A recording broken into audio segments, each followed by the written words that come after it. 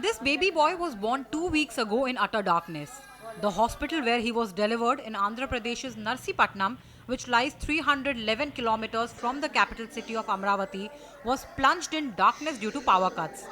Even equipment and devices that run on power were not available, forcing doctors to use mobile flashlights for the delivery. Andhra Pradesh is facing a power shortage of 55 to 60 million units per day, and it's just one of 12 states in a similar position.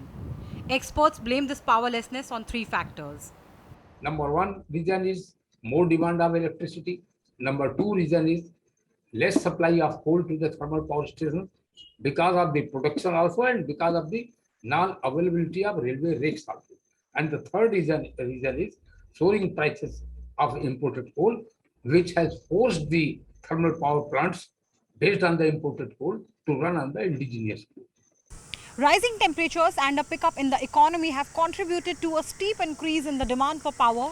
Even though India is working towards creating renewable power capacity at a fast pace, the fact is that as of now, coal is contributing to 77% of India's power generation, with 15% of this coal being imported. Here's the situation. Between the 1st and the 12th of April 2022, the average daily peak demand across India rose to 194 gigawatts against 187 gigawatts in the previous quarter, which was already 5% higher from a year ago levels. While demand rose, coal stock inventory dropped to 9 days, much lower than the average of 25 days over the last 10 years. Coal imports are proving to be an expensive alternative since prices have more than doubled from a year ago. Now, coal-based power generation is usually supplemented by gas-powered plants, but gas prices have also more than doubled over the course of the last year. As a result, natural gas's contribution to India's power generation has dropped from 4% in FY21 to 2% in FY22. Of the 12 states facing a shortage, Andhra Pradesh's situation is the direst.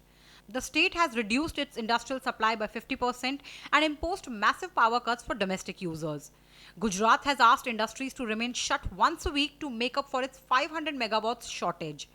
Maharashtra, meanwhile, has been facing a shortage of over 3,000 megawatts on average for the last 2 to 3 weeks and blames some producers of cutting output. However, it is hoping for some relief soon. It has agreed to a request from Tata Power's Mundra plant to be allowed to increase prices per unit and should get supplies from this plant soon. The plant is also supposed to supply to Gujarat, Punjab, Haryana and Rajasthan, and talks with those other states are also ongoing. We are, of course, discussing with all the states to see that we come to some sort of an arrangement, considering that the coal prices have gone up very much on the higher side and the coal cost has to be a pass-through. And then there are certain arrangements which was agreed as per the HPC recommendations.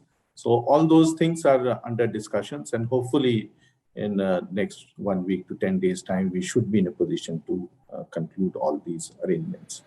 Of course, this is not a solution that can be effected overnight, nor is it enough to solve the country's energy crisis.